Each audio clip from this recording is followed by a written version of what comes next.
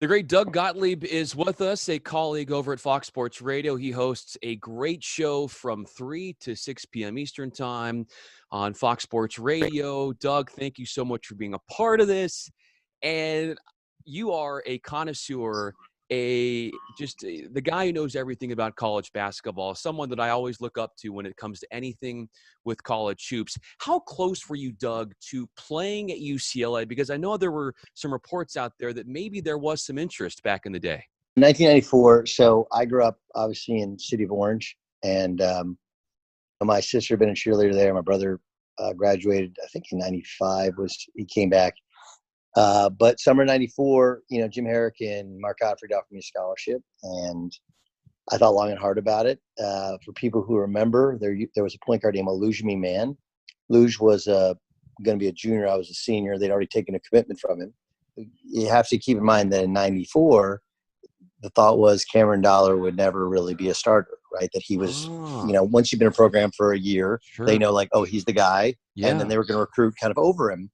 And so I believe UCLA, the only guys they had, Jason Terry was West Coast, but they didn't really recruit him there.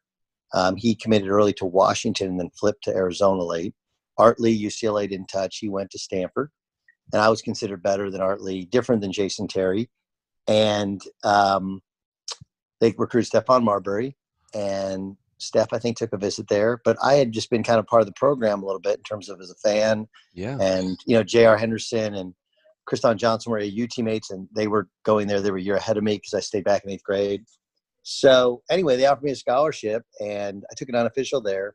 But it was weird. It was just such a different time in that. Sure. I grew up in what was then the travel ball community, and there were 3 teams. There was ARC Mid-Valley, which was run by Rich Goldberg. Okay. Then Izzy Washington had Slam and Jam, which is Victoria Park, which was Ricky Price, who went to Duke, and Toby Bailey, who obviously went to UCLA. Sure. And then our program, which we had Miles Simon, Tony Gonzalez, J.R. Henderson, let's see here, a couple, and Kriston Johnson, who he ended up leaving the program before he committed to UCLA. And there were other programs, but anyway, so you go on an unofficial visit, and I played with Charles O'Bannon I was in 5th grade and he was in 6th. Wow. Like I have photos of it. Oh my gosh. Yeah. And, but it was by then there was almost like a weird, because you've been arch rivals in high school and in AAU, like it was weird to go and, okay, now we're going to play. Now we're going to like each other and play together. Yeah. So, but the big thing was they had taken commitment from a junior as a 6'4", 6'5" point guard. And I just felt like I wanted a legit shot to start right away. This is before Cameron blew up in the national championship game. Sure. So I turned it down and I went to Notre Dame, and kind of the rest is history. So, because a lot of people don't realize, Doug, how many connections you have to UCLA, right? I mean, you had some family, you attended the Rose Bowl a lot. So when people say, when you're being, an analyst in college basketball, and some people in the past might have said, well, Doug is really hard on UCLA. It's not like you have a bias against them because you've got so much family that went there and you have ties to it. Doesn't honestly, Brian, it doesn't even yes, my brother and sister hold degrees from there. We were season ticket holders for 20 years. Khalil and Rasheed Hazard played on our teams growing up. They are really close friends of mine. And like I said, Godfrey and I work together. I love Coach Herrick. He's always been good to me. Lab was my boy. When they took Barron ahead of me when I redshirt, I sat out a year instead of transferring redshirting. Mm-hmm. They basically said, hey, look, if we don't get Barron, then we'll offer you. And Barron was he's one of the best high school players in the history of the country. Of course you're going to take him ahead of me. And I was kind of in waiting game there, Kansas, Georgia Tech, his 3 finalists. Sure. So, but the bigger thing is I don't even have to have a tie to a place. I just say what I think. The difference between me and everybody else is I actually know the flaws of UCLA basketball. I know the ceiling and I know the floor. I know the flaws to it more so than anybody else. I know Bill Walton knows a lot about it, but his kid went to Arizona, and I don't think he maybe knows all the different stuff that I know. So I love UCLA basketball. I mean, I was there in the NIT when they beat Fresno State as a ball boy for that game. Oh my God. Yeah, I mean, I've been around the program a lot, and I think Mick's terrific. I think their turnaround last year was outstanding. I think they're in I think they're in an interesting kind of precarious situation here with the Under Armour and Learfield deals, trying to be nixed. But I always find it funny where people will try and say, well, the reason that he says what he says is this. Exactly. Yeah. Well, it's like for example, my first year doing the Selection Sunday, Jordan Adams got hurt in Pac-12 tournament, so they're playing Minnesota. Sure. I look, and so I said, like, you can pull the tape. I said something like, a lock of the tournament, for Vegas, but I couldn't say Vegas because CBS doesn't say Vegas or something. Call your friends, tell them, take Minnesota here. It's easy. It's because Jordan Adams got hurt. It had nothing more to do with it. When I didn't think they belonged in the NCAA tournament, I think it was either next year or year after that, and I even questioned the head of the selection committee. His point was, well, they played well late in the year. Well, they beat the bottom teams in the league. Sure. And it wasn't for any animus towards Steve. And by the way, I picked them to win their first round matchup, which they did. Yeah. On a tip in against SMU. But, I've always just done my job and said what I think, regardless of who I know or who I like and who I don't like. You could never tell. You couldn't tell that I played Oklahoma State. You couldn't tell that my brother and sister went to UCLA. You couldn't tell that my mom and my cousins went to Syracuse. You couldn't tell what I have coaches that I have a great affinity for. You can't tell when their teams stink and their resumes stink. I'll say it if it's a guy I don't like and his team's awesome, and I'll say his team's awesome and I'll tell you why they're awesome.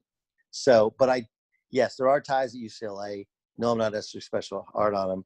It's just I think most people who have been in my position don't either know UCLA basketball or aren't willing to put themselves out there. They just, that's just not how they roll. The sport is covered differently than any other sport in terms of it always kind of sides, and it's like we dot our I's with hearts.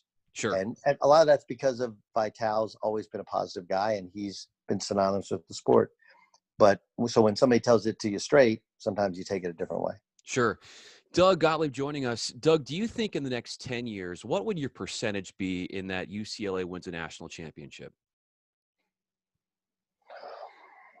Well, God, I just don't even know what the world looks like in 10 years. I know. Man. Or what the NCAA looks like in 10 years. I would say I think the NCAA looks a little bit more like college baseball. Interesting. In 10 years. Look, the fight at UCLA was always like, man, the facilities suck. Okay, well, now they have the practice facility, which is great. Mm-hmm. They have the arena, which is nice. They got enough there. Okay, we can't have kids have to take calculus. We're not going to get basketball. All right, that's off, So I think the next step is the support they started to get at the end of last year. If you want to have if you're UCLA, okay, and you want to call yourself a big time program, you got to show up, because all these other, this is why, my brother was an assistant at Cal and Oregon State, and there was a time during conference expansion when people thought the Pac-12 and the Big 12 would combine. And he said something to me, and I agree. He was like, man, the Pac-12 doesn't want any part of the Big 12, because you go to those places and the facilities are so obscene, as well as the fan support is at just a different sort of level. Yes, they're end of the earth type of places compared to Westwood, but to go to college, they're a great time, man, because you go there and there's only college students and you're the only show in town. Yeah. And it's a ton of fun. I mean, I can tell you something, I just remember stepping on all these college campuses, and I had been Bruin walk and played pickup ball at UCLA and been to all those games. And I was just like, I cannot even believe that UCLA is an elite program with what they're lacking and what everybody else does, in comparison to Kansas, for example. It's night and day. Now, Kansas is in the middle of nowhere, but they got an athletes-only basketball player, basically only dorm. They got a court in the middle. They got a chef. It's right next to the arena. The arena is literally always full. They got a practice facility that they've had for 10 years that is beautiful. Now UCLA finally has one. And anytime they open their doors, that place is filled to the gills any single time. And, kids understand, they react to their resources on some level. But could UCLA do it? Absolutely. And I think that losing Dacian Nix really hurts you. Sure. But, you look at the freshman class they had last year, those guys aren't going anywhere. They're not pros. They're just really, really good kids, really, really good players for the most part. And I think what you got to do is you got to have a mix. You got to have a mix of guys that are 1, 2 and dones, and guys that are 4 and 5th-year players. And if you can do that, and Mick's shown the ability to do that, like at UCLA, you should have a little bit higher caliber. You know, the issue they're going to run into is the G League select thing, just because the argument of, hey, you could be in LA to go to UCLA, like, yeah, but I could be in LA and be in the G League select thing. So what has to separate UCLA is there has to be an atmosphere there. There has to be back to how it was when they had it rolling, and you feel like they're a player in town. It's hard because Lakers and Clippers are huge right now, and now there's NFL football back. I would suspect USC football is not far away. Sure. But it can be done if you just get the students to show up all the time and get them to support the program. I think it can be done. So can they win the national championship? Yeah, but it's really, really fucking hard. Yeah. Like, I don't think people understand how hard it is. Yeah. To put yourself. Bill Self told me something really interesting. He's like, look, you can't win it every year. You can't compete to win it every year. It's like, you just can't. Doesn't matter if here, Kentucky, Duke, whatever. You can't really do that. But the secret is that on those down years, you can win 25 games, get to a Sweet 16. Now, all of a sudden, once every 4 years, you got a dream squad. Guys are healthy. You make a run. You get a good draw, make a run. And I think that's where UCLA has to get to. Can they get there in 10 years? Absolutely. Absolutely. But I think there's going to be some financial constraints now that are going to hurt them. And I think the Pac-12's image kind of hurts them. And losing Nix really hurts them because I feel like he could have taken them kind of immediately to that next level because he's a special player in terms of creating shots for others. Let me ask you this, Doug. As far as football, why has it been so hard for Chip Kelly to get things rolling at UCLA? It's the worst great job in America. Interesting. Now, why do you say that? All right, give me a school. Ole Miss. Where's their stadium? Where's their stigma? Stadium. Oh, stadium in Oxford, Mississippi. No, but where? Oh, it's on campus. It's on campus. Right. And what do they have? What's the big thing about Ole Miss football? The Grove. Yes. Right. The Grove is the area right next to the stadium. Sure. And it's unbelievable. You know, everybody gets dressed up. When we get dressed up, bring your kids back. There's music, there's food, there's whatever. Like, if you in Miami are like the only schools without an on-campus facility. Yeah. You know, like, how do you possibly expect? And then you are the third, let's just say third. Let's be nice and say third biggest football name that plays in the city of Los Angeles. Like, I would say there's more Cowboy fans, Raider fans, probably Niner fans, Packer fans, Chiefs fans than there are UCLA football fans. But just in terms of in the city, there's more USC fans who you're always going to be compared to. And there's more Ram fans, I would guess. You're ahead of the chart. Let's put you ahead of the Chargers for now. So you play an hour from school. It's like an hour to get there. So you can't like wake up on a Saturday morning, throw the football around. Yeah. You know, the band's playing, you walk over to the stadium. Like, that's college football. College football is all about alums coming back, mingling with, you know, all the regular students, and just kind of the atmosphere, the tailgating, the pomp, circumstance, and then the game. They don't have that. Yeah. And the Rose Bowl is a great place. I have nothing but the Rose Bowl is also a bit too big. You put 60,000 people in the Rose Bowl, which is a damn good crowd. Yeah. You got 30,000 empty seats. Yeah. Which looks bad on TV. So you have that. You're always compared to USC, and you're just, you know, you're trailing 50 years in history to USC. That's hard. I think Chip, you know, when he went with Dorian Thompson, when he went as a freshman quarterback, I don't think he was ready. And I'm not sure if he'll ever be truly, truly ready, but, you know, between his dad's stuff on social media and the expectations of the kid, I don't know. Like, if you're not really good at quarterback, your coach is going to look like he can't coach. And I just think there was also a massive culture change. But the big thing is, like, if Chip Kelly doesn't ultimately win, and I think ultimately they'll be good. I mean, look, Terry Donahue had tons of pros, tons of them. And they didn't win big for the most part, with the exception of Troy Aikman taking to the Rose Bowl. You know, you had the Cade McNown years where you were good, but UCLA football's always been up and down. Academics are legit. The stadium is not on campus. It wasn't until the last couple of years that you had a facility. Now you do. And it's just hard. Like, other programs have been all in. Oregon is all in. And it's hard to climb back up that ladder. It helps that USC's been down, but they just weren't. You change program, you change coaches, you change philosophies. Chip is very different. And remember when Chip was at Oregon and they were killing it, they had Willie Lyles help them get kids from Texas. Yeah. Whether that was above or below board, you let Chip talk about that. But I think he can coach. I also would tell you that when he got to Oregon, he was running the stuff from New Hampshire. Teams weren't all playing that way. There was still a lot of pro-style stuff. Sure. So now the tempo stuff, everybody's doing. So he gets out of tempo. I actually think he did a really good job coaching that team. I mean, the Wazoo win was amazing last year. But it's a hard job because there hasn't been consistent winning. And, the facility's not on campus. Yeah. You're compared to USC. Facility's a bit too big. You got to be a legit student. And, you start playing young kids, which is great. They played young kids the first couple of years. Sure. It does hurt you in recruiting because recruits are like, hey, I want to come in and play, but you got all these young guys already playing. That's hard to do. Yeah. Wrapping it up here with Doug. I know you got so much going on. I really do appreciate your time. What do you think, back to basketball for just a minute, the chances are that we go back to the format where from high school you can go right into the NBA, and how that will affect some of the blue bloods out there if that happens within the next couple of years? Well, it doesn't look like it's going to happen. I think they tabled it until 22. Okay. But now the G League Select team is going to take – the problem with the G League Select team is what they did with UCLA with Knicks. Is they had approached him. He turned them down. He signs a national letter of intent, NLI. And then late in the year, they come in, they offer him a bunch, $350,000, whatever they offered him. And he's like, oh, well, okay.